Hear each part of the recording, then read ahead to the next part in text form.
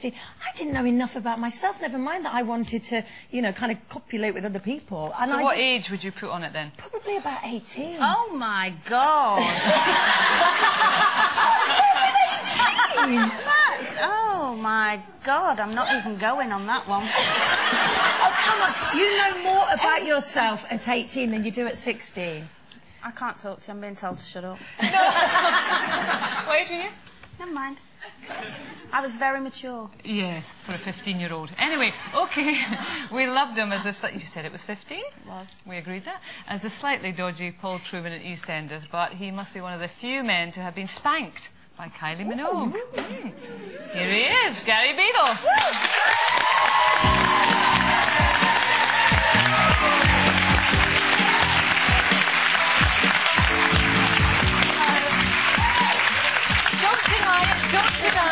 Why are you wagging your finger? We have official confirmation. We like that word. Minogue. Spanked. No, she just tapped my bum and said, cheeky boy, and that was it. There was no spank about it. That's a spank in my book. Did you not tap her back? No, no, no, you can't do that. Did it to You can you? in your dreams. Her bottom's made for spanking, that There girl. you go. Now, And mine. Yes, you've got a 15-year-old son. Yeah, I have, you yeah. had the big chat about sex and the birds and the bees? Yeah, and I didn't have him when I was 15, all right, so... No, yeah, well, yeah, we've had it. We talked, you know, the morality of it all, but, you know, I find if you tell a teenager they can't do something... They want to do it. They want to do it. And I should imagine if you got a load of kids and put them all on holiday together and said you can't do it. Yeah, make a programme about it. It would be very interesting, wouldn't it? You know, actually, I think that's very true, isn't it? You're probably taking adult values and things you've learned when you're a bit older and trying to impose them on kids too soon. Absolutely. Because at 15, 16, 17, you do just want to do it, you know. I didn't learn to make love properly until I was at least, what, 35. I was going to say, what were you like at 15? I mean, were you kind of... 15. Were you rampant? I thought I was the bomb at 15. Yeah, 15, I had a body of an ant and, But yeah. did you have any morality with it? Or did you understand the importance of relationships and the consequences of... No, the morality of it kind of put me off, really. It was the... It's a bloke, isn't it? You know, you just... For a man, At that age, you anyway. want it to be just disgusting and... You know, you don't want it to be moral. At every age. You want it to be, you know, you want it to be different. You know, you want it to be that no one knows. Do you know what I mean? Like, certainly your parents, and you kind of got this little secret, you know. It's part of just sort So of... you say you didn't learn to be a good lover till you were 35, was that a In my football book, comment? yes. Yes. Is that right? No. I just think, you know, you're always learning, aren't you? And I think the older you get, probably the better you become, you know. But you've got to start somewhere. 18. Start at 18. I'm sure about that. I'm with you on Oh, that. come on, listen. Sure You about must have that. been a completely different guy at 18 to what you were at 16. Yeah, and so on and so on. Yeah. So absolutely. surely the sexual relationships would have been a lot better if you had that bit more of maturity on you as well. I don't know. I might have been frigid. Do you know what I mean?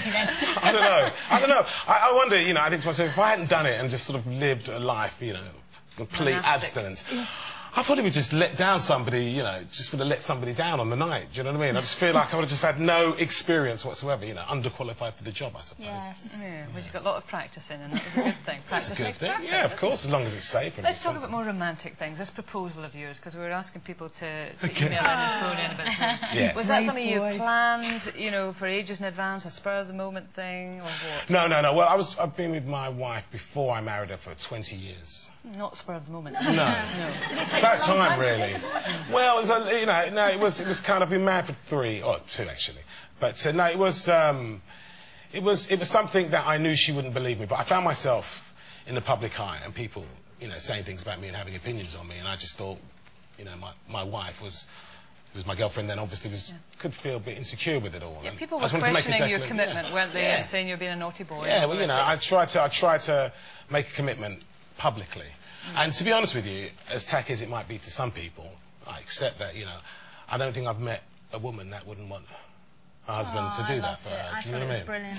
See, I would be embarrassed. I mean, there's a little bit of you that would be really pleased, because it is Wouldn't such you a just sweet be thing to shocked? do. Yeah, Because well, it was clearly. you. Yeah. And it was Ian. But I would be embarrassed. I mean, what if she wanted to say no? What was she... Well, she'd have a right to say no, but if I didn't know after 20-odd years, do you know what I mean, whether she'd say yes or no, then I'd be a bit of a fool, really. What took you so long? It's a long time to Well, I met, and I'll be honest with you, I met her when I was really young, you know, and we sort of broke up, got back together, and broke up, got back together, and it was kind of like we were living our lives, you know what I mean? She's just as independent as I am, you know. Yeah. And, you know, we just got to an age where we were like, we had 2 kids, and it was like, well, yeah, it was nice. Because I remember talking to somebody at my wedding, and sitting there, and on our table we were eating. Myself, my wife, my children were all eating together, and you don't really see that image in a wedding. Kids aren't usually in there. And people were saying, somebody came, I won't say, famous actress came up and said to me, well, I'm glad, you know, I'm glad that wedding present's going to a good home. I just don't see you guys breaking up in the next summer, you know, by next summer. So it was kind of nice, you know, it was reassuring to know that we'd come this far. It was all a family marriage. Well, we've got some calls on the line, or we've got Claire in Surrey who's got an interesting proposal story. Hi there, Claire. Hello. How are you? All right, thank you. Now, I believe that your husband, I don't know if he's your husband, your boyfriend at the time did it in grand style. Yeah, he was boyfriend at the time, but he wasn't anymore.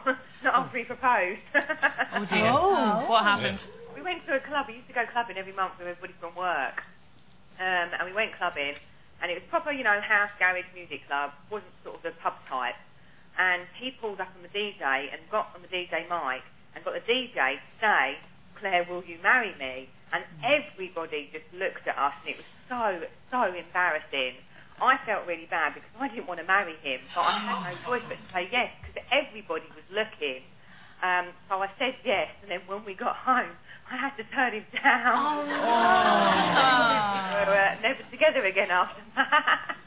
Oh, God. It was nice that she said yes in front of everyone. Yeah, it was a nice thing to do, Claire. You let him down gently. Too, but probably broke his heart, you know. That doesn't matter. Yeah. You was respectful. That doesn't matter. That doesn't matter. She was nice. Gary, EastEnders is distant memory now. You're on to new things. You're in a new play, The Memory of Water. Yes, you've got well prepared. I've got to do that. Good. Oh, you are good. The Memory of Water with myself, Michelle Bunyan, Robert Duncan, Miranda Foster Jenkins, and Catherine Shipton, because it's awful when you get people's names wrong. I know the first names, but surnames, you know, you have to run it all together. Yes, I'm doing this play. It's directed by Joyce Branner, Kenneth Branner's sister. Everybody knows that. And it's a really nice part. It's about 3 sisters who are called back to their mother's house because the mother has died, and they're all sort of thrown together. And of course, everything comes up, you know, it's all character-based. And I play a TV doctor, funnily enough.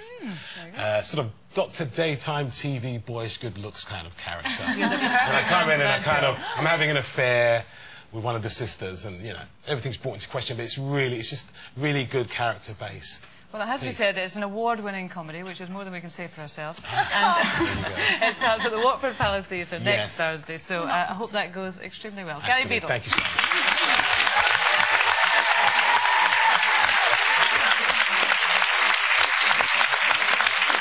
OK, before we go to another break, your last chance to enter today's competition. Who presents I'm a Celebrity?